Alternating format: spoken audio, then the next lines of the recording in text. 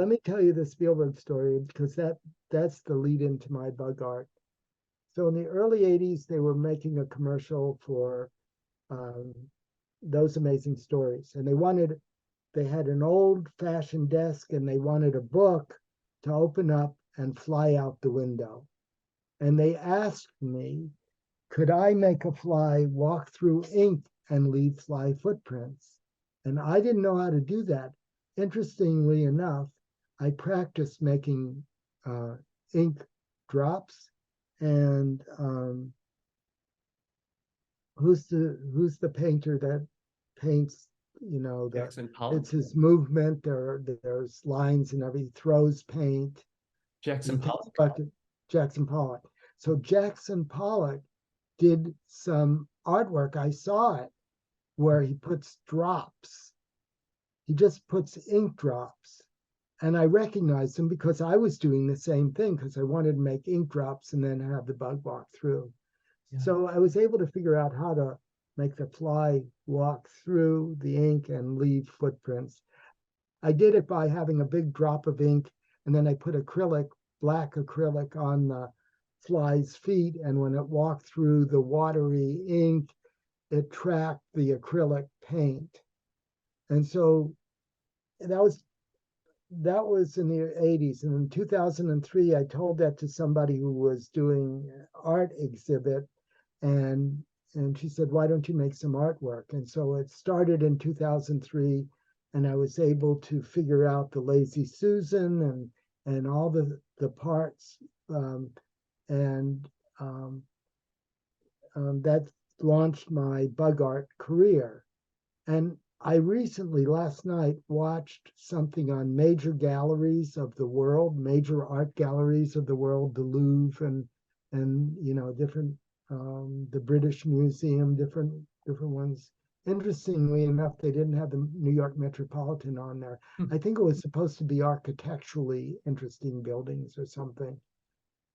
But when they showed the modern art sections, they showed these huge, when they showed the old, 1700s, there would be these small pictures. There would be big ones, but you could see halls of smaller pictures. But when it came to the modern art, was large, spacious rooms with huge things, huge pictures. And so that's my challenge. And I'm going to meet that challenge when I get my piece of bug art that's 16 feet by 16 feet or whatever it is. And so I really want to do that. And that's on my list. Okay, let me go to before you jump to Teenage Werewolf 2 and other anecdotes, could you briefly describe the methodology behind your bug art? Yes. So when there were some major hurdles that I made, one was to discover that when I paint on a wet piece of paper, not a dry piece of paper. Most watercolorists paint on dry paper. But when I have the paper wet, then I can put concentrated pigment on the tiny insect tarsi, and they will expand and you can see them across the room. Yeah. The other part was using my knowledge of insect behavior, where I knew they might be motivated, phototropic, possibly phototropic, heading towards the light. And so if the light were stationary in one place, the insect would move towards that light. By putting it on a Lazy Susan and being able to turn it, I could then, because the insect's always trying to go towards the light, I could make circles and other lines by moving the painting around. So using those two techniques, wet canvas, concentrated pigment, and a Lazy Susan where I can change the direction, enabled me to create some very interesting pieces of artwork. And I'm guessing that you experienced many an arthropod surprise. So if I think about other artists who collaborate with insects, whether it be Kazuo Karanaga or Zhu Bing with silkworm moths, Hubert Duprat with caddisfly larvae forming cases out of gold spangles and others. I'm imagining just as they did, they had a vision in mind, but the end result is very much driven by the arthropod with some human directions guiding that path. It has to do with making the first line on the page of a drawing. Because when you make that first line, all you have is a line. And when you see that, your mind's eye starts to envision things. And the same thing happens when you look at an insect and you see the insect is doing a certain thing, and that might influence your original design or idea by the behavior that you're seeing, and then you can incorporate that into the painting. Love it. Do you see that as your primary focus today? You mentioned that you're called upon less now for the arthropod wrangling for film and television or ads. Do you still do some of that today? And is your primary focus the art? I mean, somebody called me, he's trying to make a movie with yellow jackets, and then I did a bid on a commercial where they wanted a butterfly on an orange. You just don't know. I mean, that happens a lot. So in this list of this, I could have pages and pages of things that didn't happen. And I'm guessing that your career exists. I mean, I won't even say has succeeded because of, but exists because you're in Southern California. Is that right? Yeah, like, say, for that's a example, if big you part lived of it. in Mississippi or Missouri or Minnesota, But might I've have been less. flown out, I've done projects all over, and it's just that the resources are the most in Hollywood. Gotcha. You mentioned Mexico, any international ventures? Like, have you ever been in a Bollywood production? No, but I did Race the Sun in Australia, where I had to have a cockroach. They flew me to Australia. I had a cockroach come out of a tennis shoe, climb onto a bag of Cheetos, turn left, walk onto a surfing magazine, and stop on a surfboard. Okay, that's complicated. How did you pull that off? I First there was a lot of cockroach coaching. I'd sit down with that cockroach. We'd go over this. Every step, every line. Right. If I said to you, I want a bee to fly in the room and land at this spot, you could do it. I could pick a spot, you could do it. And I did the same thing. I played with the cockroach. First I devised a tube with a pusher because I couldn't be in there to get the cockroach to come out on cue. So I had a Tygon tube that went up through the tennis shoe. I put the cockroach in the front end, and then I had a little pusher to push it out. So when they were ready, I pushed it out. It started to go forward, and because it was at the edge of the tennis shoe, I rigged things up so I knew where the cockroach would most likely go. I did it 2 out of 14 times. 2 times it worked out of 14. And it would go along. And then when it came to the bag of Cheetos, I put it up against and I creased it so that it would run along the crease. It would hit the bag of Cheetos, and then being thigmotropic, it would go along there. And from there, it was coming out. So I had the magazine in a way that it would head towards the magazine. And the way I did the last part, I attached a little tether to the bottom of the cockroach, let the cockroach go. It could only go 4 inches, and it ran 4 inches and stopped right on the surfboard.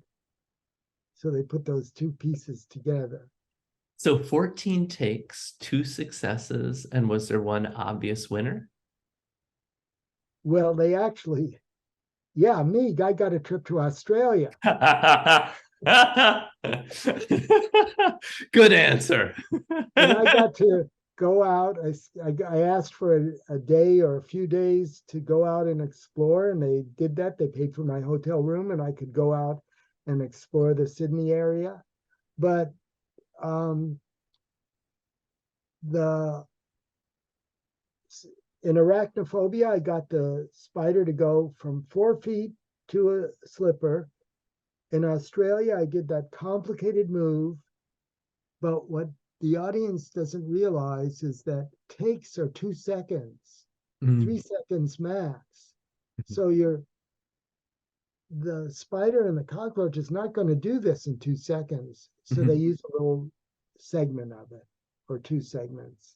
They don't use the whole thing.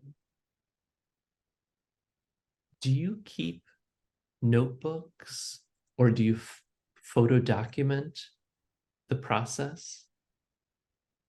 No, I have a list of what I call bug tricks. I think I have 3 pages of what I call bug tricks, things that, that I can do, that I've been asked to do, say. So let me give you an example with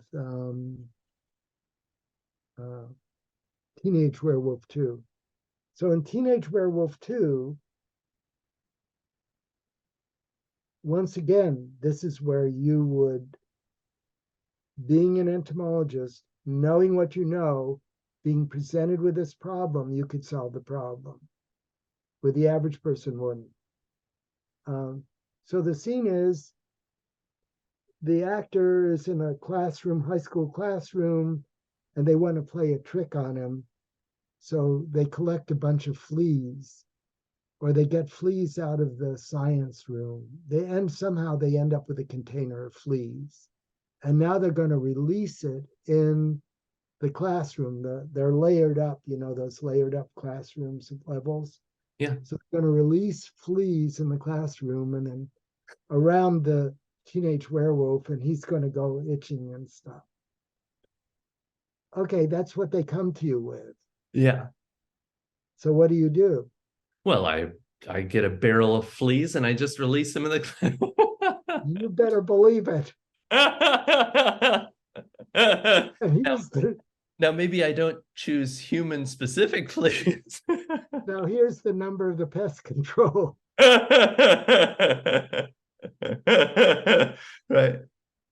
So first problem was I knew they needed to do a close-up of a large petri dish with fleas in it, something that would hop around. And so I went out with my net on the lawn and swept the lawn and got a bunch of forward flies. Oh. Forwards hop. Yeah. And I put these forward flies in. They were great. They were hopping around in the petri dish, just like fleas. So one scene is you get, not a real close-up, but a semi-close-up, so you can see these bugs hopping around in the dish. And then you see them open it up and pour. And I think we probably didn't use any, because the main scene was seeing those hopping around fleas. That it worked really well. You could see, you can go online, look up Teenage Werewolf 2 fleas, and I think you'll see it. So anyway, that's absolutely what I'm going to do right after this. So that's, but that's using entomological knowledge to solve a problem that a dog and cat trainer wouldn't know. So I did investigate fleas. I called up UCR. I could get fleas, but this was so much better and it worked. Cyborg, Ant-Man. Well, in Ant-Man, I went in and spoke to the people at Disney, and I had a 2-hour meeting with about 40 people where I talked about ants and showed clips and stuff. And then they wanted to film some stuff that they may or may not have used for the movie. and I went out of town. I was working on another job, and I got 3 women that I had worked with. Unfortunately, 2 of them didn't get along, so it wasn't. But they put harvester ants on and filmed, which they may have used as modeling for the movie to computer generate it. But they didn't put any hairs on the ants, so the ants are hairless. And they shot it in, I think, Georgia, and they might have gotten somebody to collect some ants there. I don't know, because mine was in the beginning of the movie, and I said, "Oh, we could do this," but they wanted things to happen that would be like I ants spelling out ants or something like that. Nightmare on Elm Street Part 3 from 1986-87, Dragonfly with Purple Wings and a Fly? Yeah, so they wanted a dragonfly to look different, and I took a dragonfly and took a marking pen and made the clear wings purple. And I think it was alive. so I'm going to have to view each of these films to find the snippets where. Well, let me go through. You want to randomize me. Let me pick out a few Please. that you'll go, okay, that's cool. Yeah.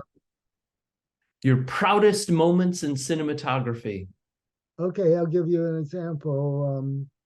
Oh no, that has another name. This is Stephen Kutcher's greatest hits. Yeah, I did a tarantula for Barbarian Queen 2, but the really good one. What's the name of that movie? I saw you on an episode of Face Off, by the way. Oh, yeah. Is that the one they had the elephant on? You brought out arthropods, and the contestants were inspired by different arthropod anatomies when they created their makeups. Yeah, I remember that. And in another episode they had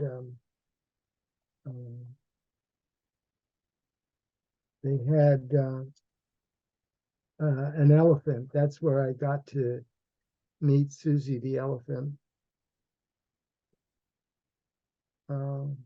Lost Empire. Okay. So I'll start off with that one. Lost Empire. Steve Kutcher at his prime. Early movie, 1983, 1984. Young Sprout. Okay, the director wants a tarantula to walk from the lady's ankles. She's laying in bed. Large-chested woman, wearing minimum clothes. The director says, has a blanket over her ankles. Said, I want you to have a tarantula walk from the blanket, her ankles, up to her chest.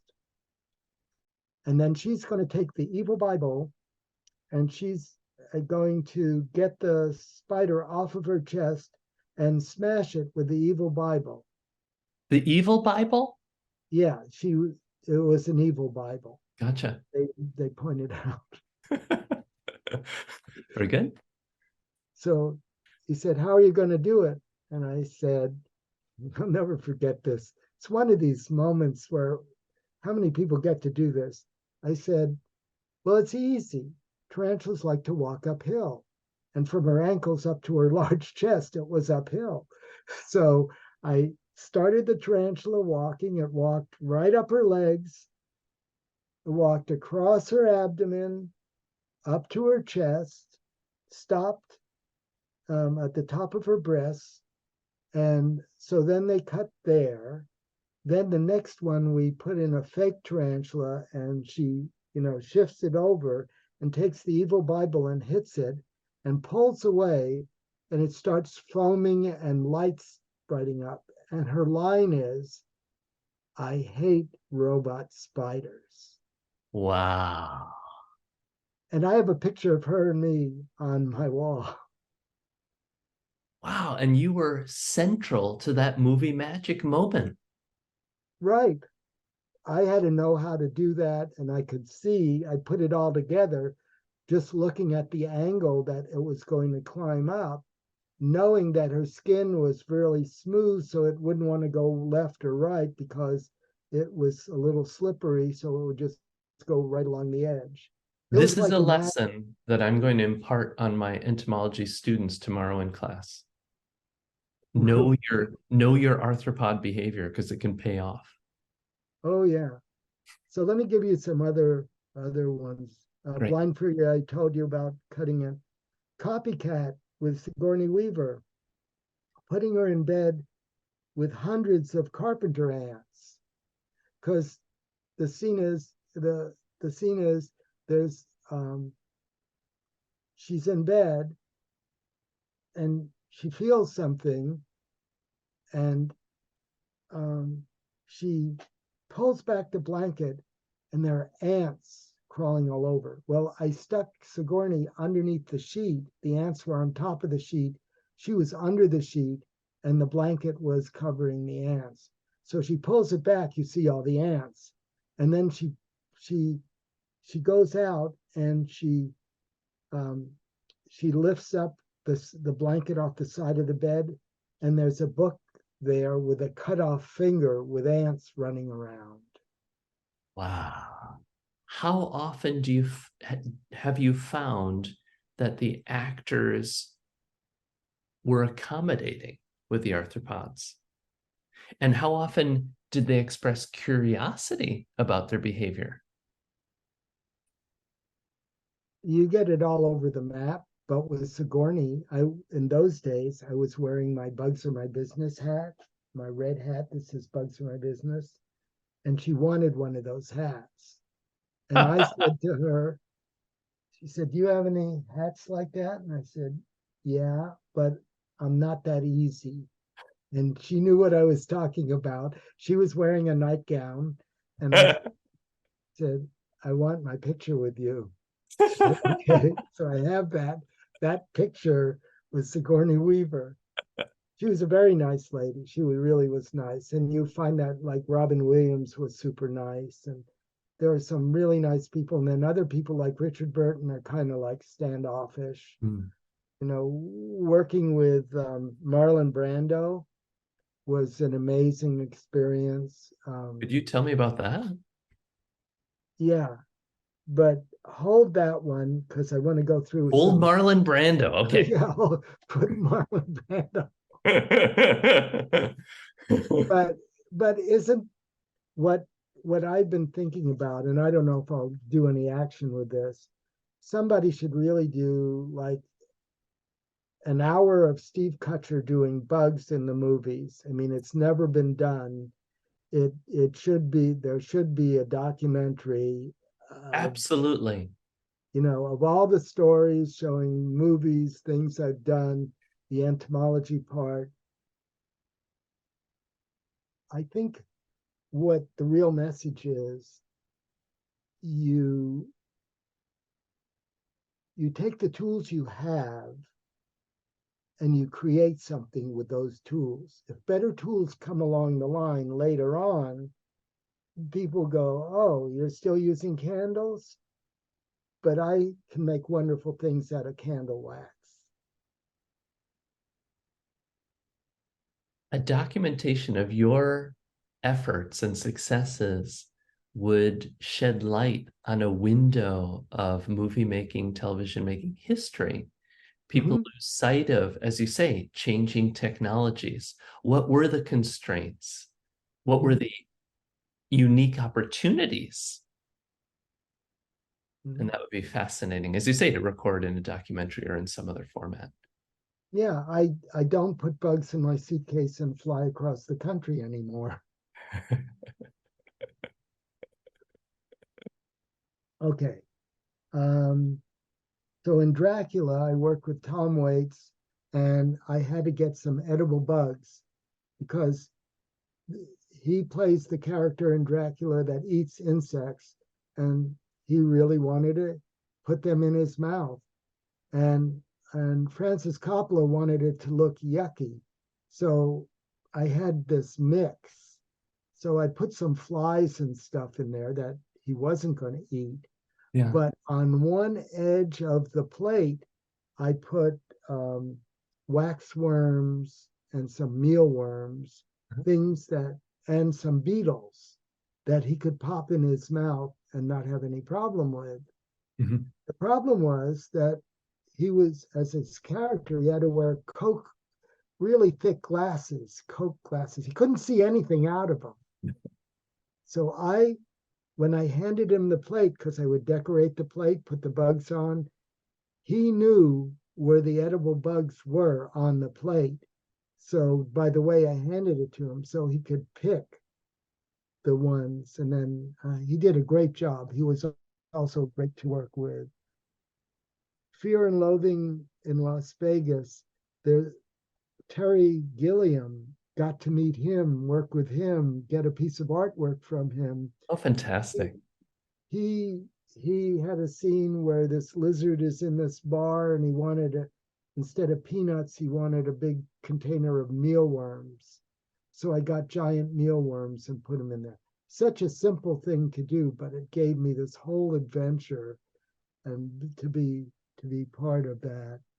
The Hitcher, we shot that, I think, in Arizona. Was it Arizona? I think it was Arizona. So the story is this couple is being chased by somebody and they hitchhike and they get into trouble. And so there's a scene where they're hiding out in this little building and they wanted a spider on a web because they wanted to make it, oh, it's not a clean building. It's like a little shed and there's spiders. So they made a spider web. I put spiders on that. They shot that.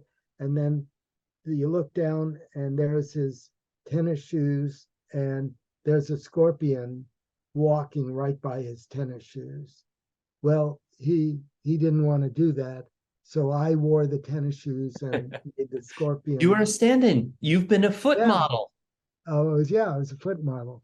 Yeah. In Hocus Pocus, I didn't get to meet Bette Midler. I would have liked to, but I did a great thing. The person comes out of the graveyard. The zombie comes out of the graveyard, walks across. He has his mouth stitched closed. Takes a knife, cuts it open, coughs, dust comes out, and moths fly out of it. Oh, wow. So what I did was I caught a bunch of cabbage whites and they made a prosthesis that fit in his mouth. And the lower part was Fuller's Earth, so it's dust. So he had something in his mouth that was split level, dust at the bottom part, and I stacked up the cabbage whites. You know, you could take cabbage whites and stack them together and carefully place them in his mouth. Oh, right. Okay. Then the trick was, or what I did, was I said to the director, I said, the lights have to be balanced. You don't want a bright light over here. Balance all the lights so that all the lights are the same. Because when they come out, they won't go in one direction. They'll flutter around being confused and go like that. Mm-hmm. So he cuts his mouth, coughs, there's dust comes out, and the moths, which the cabbage whites, came out and fluttered around. It looked great. What would have happened had you tried actual moths? Do you think it would have been as successful? Okay. Let me add the next layer. That was shot at night and it was cold. Oh, wow. So it's nighttime, it's cold. I think, because I remember, you're going to laugh.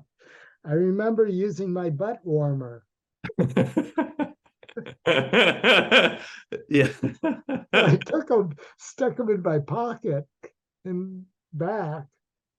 And the butterflies effectively flew. Because of the lights. I mean, cabbage whites will fly, but you have to have light, you know, so it worked. The problem with moths are, one, they fly fast. You know, they generally just zip. And to get them to fly around, to fly around a light. This wasn't flying around a light. this was going from A to B, and the lights are out there. So I knew I would get more film time with the cabbage whites kind of fluttering around. Stephen, can I ask you, what would be the dream arthropod to work with in a film of your choosing? Okay, I have the easy answer. Hmm. Any arthropod and an attractive nude lady.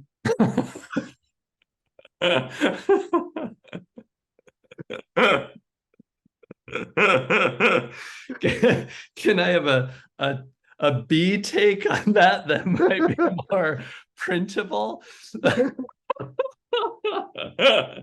Hey, Steven. I'm going to pretend this is a movie. Take two.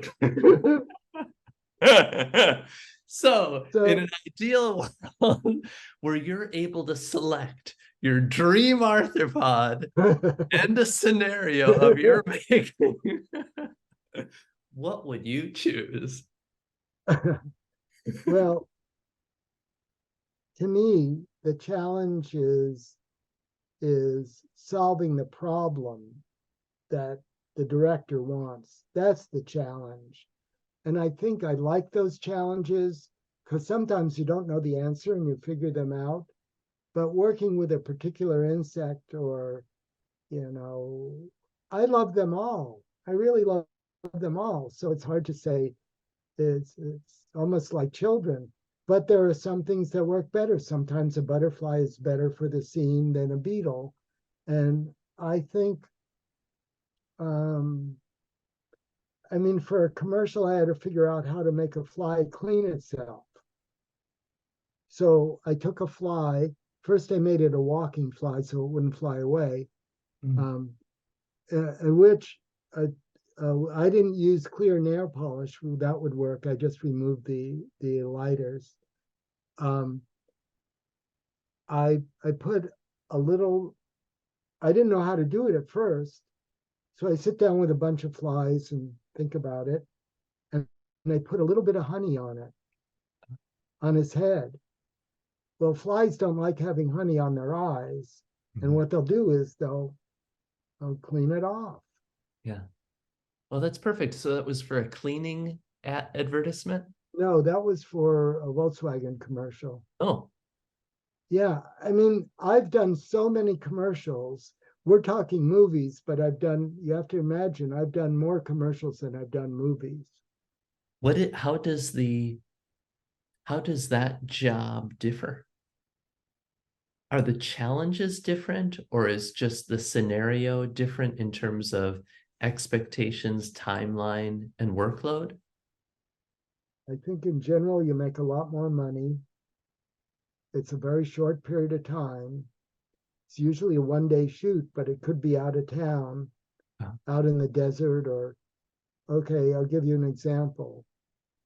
They said, we want a snail to race a Subaru on a racetrack. Okay, that's what they tell you. Okay, and then your response is, haven't you read Aesop's fables? I'll get my fastest. Slow and steady wins the race. Yeah, I'll get my fastest. I love it. So we go out to the racetrack, and I tell them, this is during the summer, asphalt racetrack. You can imagine how hot the asphalt is. So that's what makes the snail move so fast. But so I said, okay, put down a piece of plastic, put down bags of ice that down, because you're going to fry the snail if you don't do that. So they ice it so it's cold and it's wet. So they wet down to get a water truck, wet the whole track. So even though it's hot, they wet the whole track. And then here's the car, and here's the snail. And they're going to race each other. It's on track. And I even forget the joke now. I have that commercial. Forget the joke. It's like, Oh, yeah. So we're going to have the Subaru race this other car, but we don't have the other car, so we're replacing him with Laszlo. Here's Laszlo. So you So that was extend beyond arthropods into the mollusks, right, basically any invertebrate. right. I've done a frog occasionally, a snake Oh, occasionally, okay, but so it's really vertebrates the too. focus. So that was kind of fun, but you had to be aware that I did another one for a computer company where they said I made $6,000. They said, we want the snail to move in a straight line in front of the computer. So here's the computer, the snail's going to move it in an exact straight line because of field of focus, we're going to be in focus on this snail. Uh-huh. So how do you do that? They even hired another person, animal wrangler, who brought some snails in. It was pathetic. They didn't, but because they don't know anything and they, and instead of going with me, they don't, it's kind of disappointing because I feel they don't respect my knowledge and the fact that I can do this stuff. Mm-hmm. So how did I do that? I said, put down some milk plastic, make your line on the milk plastic, and I'll have that snail go right along that line. And so they did that. And then I took a clear piece of plastic and put it over that and wet it so that the snail would move. The snail's moving along the line. Now it starts to veer to the right. I shift the clear plastic over very slowly and slightly so that I'm always lining it up with the line. Yeah. Because the snail won't go straight. It'll go one way or another and wander around. So I moved the plastic so it went straight along the line. Another challenge, I should have this book of challenges. I should make these things up and give them to you and say, okay, how would you solve this? That's right. So I used Rain-X. Rain-X is what they use to put on windshields to keep raindrops off. So they wanted to have ants. The ants are supposed to be like in Macy's or Bullock's or one of those big. It's Christmas season, and the crowd's running around. They're all shopping and running around. That's the sound they're playing.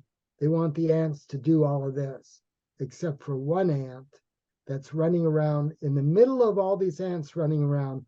One ant running around in a circle. Huh. It's like this ant can't decide what to do. Everybody else is shopping and going different direction, but this ant is doing that. Yeah. I made an arena and I got a piece of solid plastic.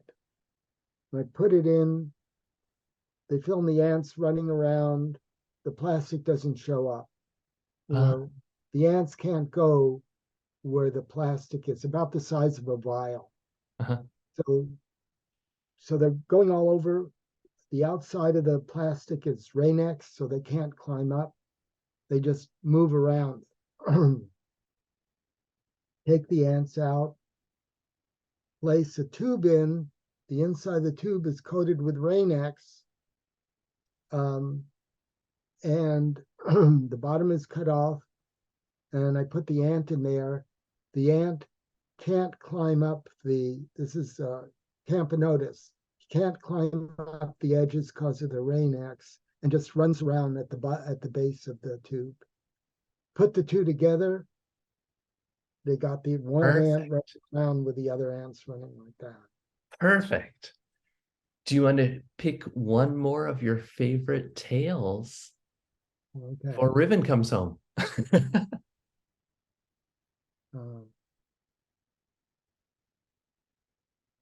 I'm afraid I'm going to have to pick a couple, but not. Fright Night Part 2. You can see this scene. This is another one you can look up. Okay. Where the Dracula assistant is eating bugs, and then have bugs pour out of his stomach. So they had 4 people. They made the live actor, switched him with a mannequin, 4 people controlling the mannequin. He flops down. His stomach is slit open. I have like a 5-gallon bucket of bugs, and I told him you only have like 3 minutes or 5 minutes because the heat from the bugs will start killing them. I've got this huge mass of bugs. I put them in a plunger.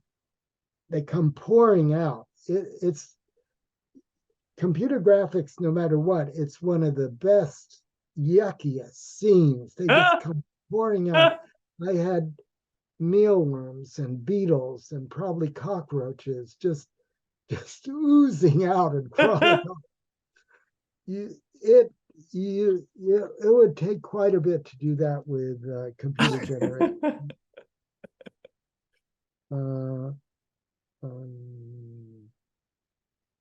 The movie Jack, I got to do a bunch of things with monarch butterflies, working with Robin Williams, making a butterfly land on a windowsill from maybe 30 feet away and have it fly in and land on a windowsill.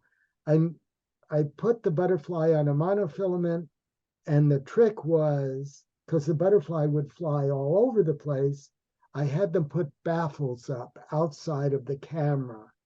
Oh. So outside the field of view of the camera, there was a baffle. So when the butterfly was flying all over, it couldn't fly out of view of the camera. And I pull it in and I get it to land on the, and then working with Robin Williams. Another one was Rising Sun with the guy who was one of the James Bond guys. And it starts out with this Western scene, and the Western scene, cowboys are coming along, and the horse's hoof hits an ant nest and knocks the ants out of the way. So I had to make a fake ant nest. So I made a hole, put a little container in it, put a bunch of ants on, poured the ants on so they were crawling all over it. The horse comes by. The horse kicks the ants. There's more Western stuff. And then the camera pulls back and you find out you're in a bar in Japan. And this is a Western movie that's showing on the TV. Cool. That was really a cool thing because I thought I was making a Western movie. Sean Connery was in that movie. I love it. Well, I'm sure you got a little trip down memory lane. These are great. I love it. So what you shared across all these stories, all these anecdotes, paints a picture of movie making history that will probably never be replicated, at least in the same way, given changing constraints, changing technologies, changing desires, both by producers and consumers. So what are your thoughts in terms of your legacy in the film industry? Well, let me just make a comment. One of the reasons I'm not, you think I'm famous, I think I'm famous. My mother used to think I'm famous, but people don't know. They have no idea. And the reason is because I do too good a job. So if you want to see ants on an ant nest, people won't realize it was a made-up ant nest. If you want to see a fly that walks around, people won't realize that. They won't realize, because part of my job is to make it look like they know it is or imagine it is, which is different than James and Giant Peach or the Leprechaun 2, where they might question that. So Real, much of and my it work, appears effortless. Yeah, lots of work, you have to, just like you have to know what you're doing to do it well. And I do very few takes. It isn't like you have to do 50 takes to make this work. I figure it out, so you do very few takes. And for my legacy about that, I would say that figuring out something in life, and it's not the only thing I do by any means, but figuring out something I like because of the challenges and the perks that come with it, and being able to make a living out of something I created is something that not everybody gets to do.